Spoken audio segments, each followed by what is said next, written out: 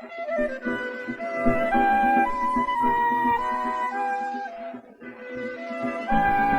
oleme Narvas.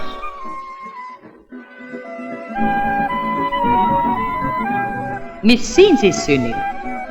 Igapäevane lugu. Kreenholmi manufaktuuri töölised ainult niimoodi saavadki kinopileteid. Kuidas nii? Sest praeguse ajutise kultuurihoone saalis on vaid 245 kohta. Siin on see saal. Miks ei ehitata aga siis uut? Ehitataksegi. Ja näikse tulevad veel vägevam kui muinaskreeka ehitused. Juba 5. aastat ehitatakse. Tuhandete tekstiilitööliste õigustatud nõudmisele tööd kiirendada pole trust Legpromstroi number 14 viimasel ajal vastanud isegi mitte enam teosammudega. Hunt ja karugi pannakse tantsima. Küllap saadakse jagu ka selle trusti juhtkonnas.